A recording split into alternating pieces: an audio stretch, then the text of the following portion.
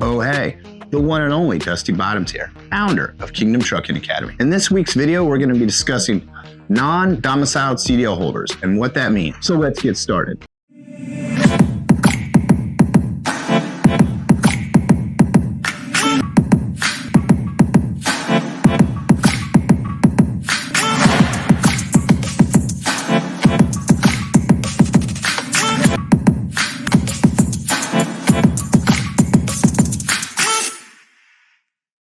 In recent news, you've probably already heard the Trump administration is going to be cracking down on non-domiciled CDL holders.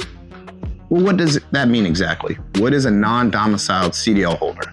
A non-domiciled CDL holder is issued by a state to a non-resident of that state that is an individual from a foreign country, excluding individuals from Canada or Mexico. Those individuals typically hold employment authorization and a non-expired passport with an authorized or approved I-94. Well, what is an I-94?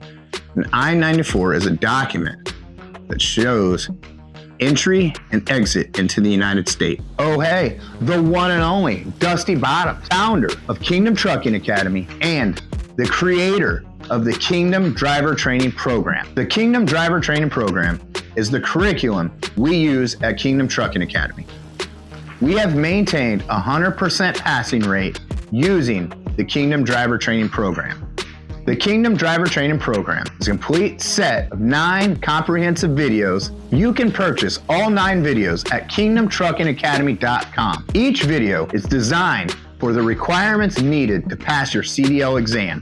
So follow me as I guide you through each stage of your CDL exam. You can purchase each video at kingdomtruckingacademy.com for $49.99 or the complete set for $299.99. That's a great price. These videos are some of the most comprehensive videos today on the market. Our curriculum is trademarked for a reason, because Kingdom Trucking Academy is the standard.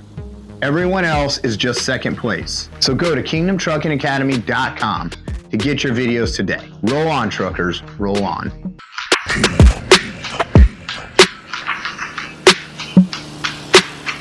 The problem is, most countries don't have the same standards or requirements that the United States has when it comes to CDL testing. Secondly, ELP, English Language Proficiency, which has been dominating the news lately.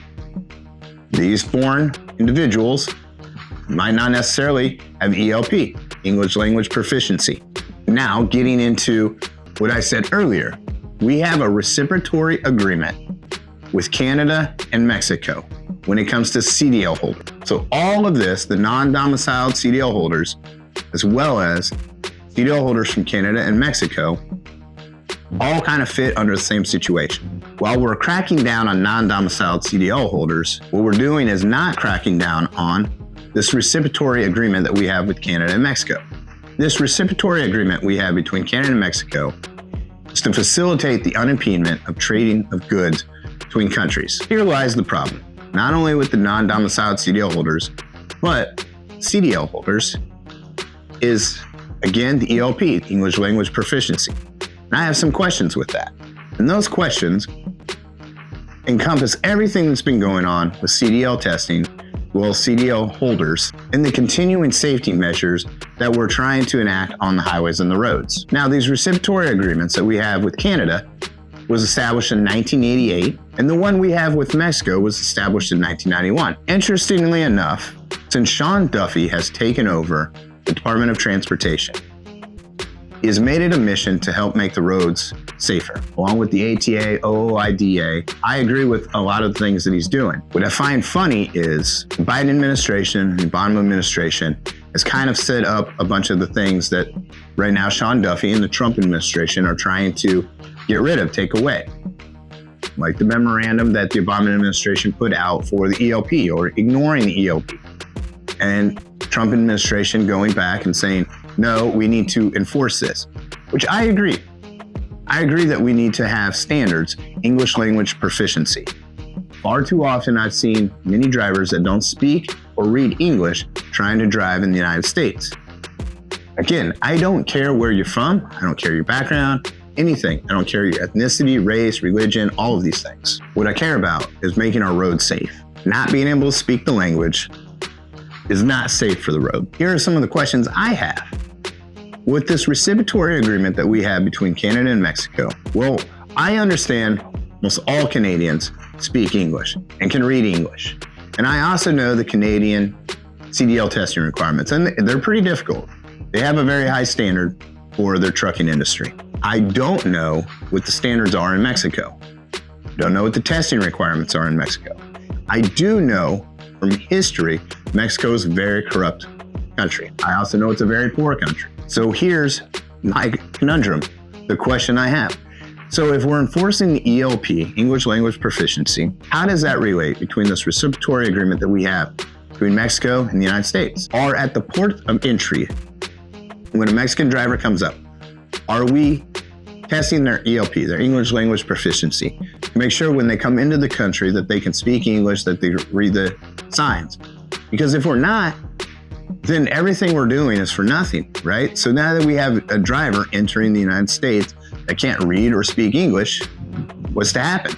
Now, long-haul truckers coming up from Mexico in this reciprocity agreement can travel all through the United States. Just the other day, I was traveling between Kansas City metropolitan area to the state capital. While on the road, I saw this truck in the fast lane, far left lane, slowing traffic down, then moving over, almost hit a car. As I got closer, I noticed his tags on the trailer and on the truck were from Chihuahua, Mexico. And I thought that was interesting. How did this person make it all the way to Kansas? Clearly, their driving is terrible. Someone who's driving is not indicative from where they're from. There's terrible drivers all over. But what I am saying is, interesting. What's the exemption for this person to be here? Oh, because of this reciprocity agreement, this person's allowed to travel. Well, here's something that's interesting. Because of that reciprocity agreement, some of these drivers say coming up from Mexico or Canada, doesn't really matter in this hypothetical, but just so you know, this is also helping kill the industry and bring down driver pay, because some of these drivers will come into the country and they'll pick up a load for on their way back, or they'll pick up a few loads. And motor carriers that are sponsoring this, freight brokers that are sponsoring this, are doing a major disservice to the American trucking industry, because you're driving down wages, because these drivers are picking up loads at a cheaper rate. And we're legally allowing it to happen. So that's a loophole. So I think we need to do something about it. And if we're going to do it to Canada, or we're going to do it to Mexico, then there needs to be reasons. I don't think it's fair, regardless of which country you're from, to come into this country and use a loophole to help drive down the American truckers' wages. I don't understand why we can't have some intermodals at the ports of entry, and these drivers cannot drive any further than 12 to 24 miles. That is actually part of the reciprocity agreement, with the exemption of that long-haul drivers. I say we get rid of that exemption. I say anyone coming in and not impede on the shipment of goods and services, why not have intermodals at all these port of entries, no further out than the 24-mile rule? There, all these truckers from other countries have to drop those goods and services. Thus, you're creating more jobs. Yeah, it might raise the prices of some goods and services, but anymore, you're already putting high tariffs on these goods and services. So why not help create more jobs? I don't know. I'm not a genius when it comes to finances or any of those things, or the economy. I don't know, maybe use some of that tariffs or the money you get from tariffs to create these intermodals at these ports of entry, or you can have yard workers or things like that, might create more jobs for American truckers. I don't know, just thought, I'm just spitballing. Anyways, back to what I was saying. So the Obama administration, the Biden administration, kind of deregulated the trucking industry. Well, these reciprocity agreements came during H.W. Bush's administration. So, you know, both the Republicans and the Democrats have kind of helped chip away at the American trucker. I don't think it was done in a malicious way. I think, again, lobbyists got involved, things like that. And, you know, it was more about money, not cutting people's jobs. However, I think we need to claw back some of these things. So that's my question. I still don't get this. With the new ELP that we're enforcing, Again, it's not really new, but we are enforcing it, which is new. How does that work with the reciprocity agreements that we have between Canada and Mexico? What happens when one of those drivers get pulled over? Are they out of service? Are they put out of service? I don't know. I'm actually genuinely interested in knowing this answer. So if you do know this answer, please give a comment down below. It is definitely something I've looked into, and I don't have a clear picture on this.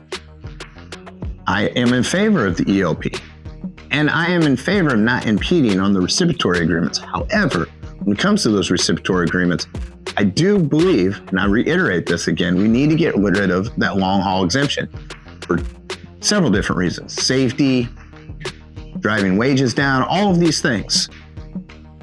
We need to do everything we can to protect the trucker, the American trucker. And I say this because I'm in the United States. And I would agree with any country that I'm in, you need to protect your people first. You need to create safe roads. If everybody made it a priority to create safe roads, then things would be a lot better. If there was actually a set standard for CDL testing across the entire world, I'm all for that. Then it wouldn't be such a big deal. And I'm sure with AI and translators and things like that, as they, get better and better, I'm sure some of these things in 5-10 years from now won't be as major of an issue. But in the interim, we need to do everything we can to facilitate making our roads safer. I hope you found this video informative, and I hope it answered some of the current questions that are going on in the news today. If you did, give us a like and subscribe down below. I'm your trucking messiah, the one and only Dusty Bot. Roll on, truckers, roll on.